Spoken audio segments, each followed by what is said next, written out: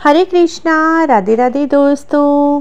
आज है कार्तिक स्नान का दूसरा दिन। आज हम आपके लिए लेकर आए हैं कार्तिक महात्म के अध्याय दूसरे की आगे की कथा।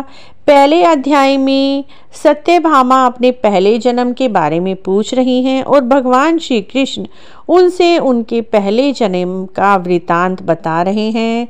तो उससे आगे की कथा इस प्रकार है।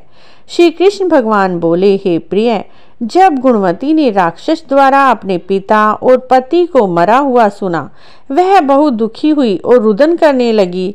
हे स्वामी, हे पिता, आप मुझे छोड़कर कहाँ चले गए? मैं आपके बिना क्या करूं? अब मेरे भोजन वस्त्र का प्रबंध कौन करेगा? मैं अब किसकी शरण में जाऊं? मैं तो विधवा हो गई हूँ। हे विधाता, मेरे ऊपर कोप हुआ है, मैं कैसे जीऊंगी? श्री कृष्ण जी बोले। इस प्रकार विलाप करती हुई, हवा से हिले हुए केले के पत्ते की तरह कांपती हुई वह पृथ्वी पर गिर पड़ी। थोड़ी देर में सावधान होने पर फिर विलाप करने लगी और शोक समुद्र में डूब गई। उस गुणवती ने घर की सब वस्तुएं बेचकर यथाविधि से अपने पिता और पति की सभी पारलौकिक क्रियाएं की।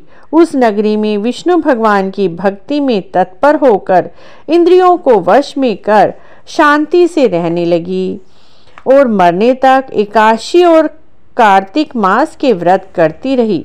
हे प्रिय, यह दोनों व्रत मुझे अत्यंत प्रिय हैं, जिसके करने से भोग और मोक्ष की प्राप्ति होती है, पुत्र संपत्ति मिलती है।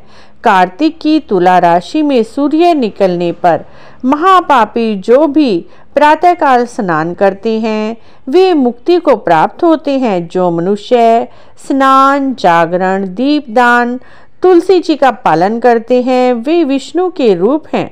विष्णु भगवान के मंदिर में झाड़ू लगाना, विष्णु जी की पूजा करना, सभी सात्विक कार्य करना, जिससे कि जीवन मुक्त होता है। इस प्रकार वह गुणवंती हर एक कार्तिक मास में व्रत करती, भगवान विष्णु का नित्य पूजन करती।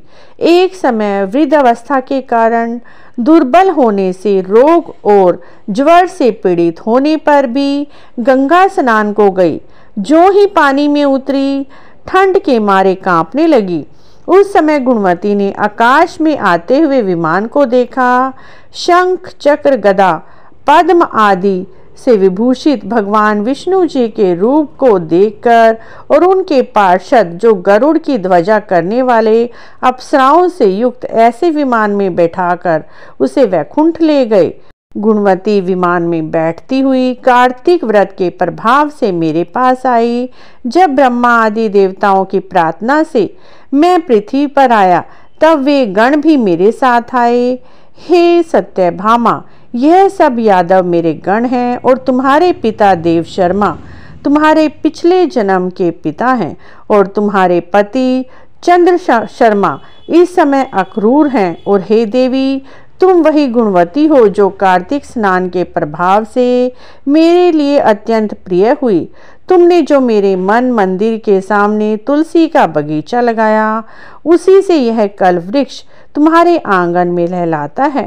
कार्तिक में पहले तुमने दीपदान किए, उसी फल से तुम्हारी सुंदर देह और घर में लक्ष्मी देवी का वास है।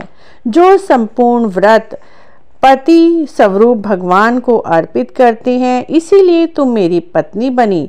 और तुमने जन्म मृत्यु तक जो कार्तिक व्रत उपवास किए, इससे तुम्हारा वियोग मुझसे कभी नहीं होता। इस प्रकार कार्तिक में व्रत करने वाले तुम्हारे समान मेरे सभी प्रिय भक्त होते हैं। सूत जी बोले, सत्यभामा जी अपने पहले जन्म का यह सब वृतांत जानकर बड़ी खुश हुई और हर वर्ष कार्तिक के व्रत और स्नान करती रही। तो मित्रों, बोलिए कार्तिक मास की जय। इति कार्तिक महात्म अध्याय समाप्त। कल हम आपके लिए कार्तिक महात्म का आगे तीसरा अध्याय लेकर आने वाले हैं। मित्रों, अगर आपको भी कार्तिक महात्म की यह कथाएं अच्छी लग रही हैं तो प्लीज़ हमारे चैनल को जरूर सब्सक्राइब करें, लाइक करें, वीडियो को शेयर भी करें। कमेंट बॉक्स में जय राई दामोदर भगवान, जय कार्तिक के ठाकुर अवश्य लिखें।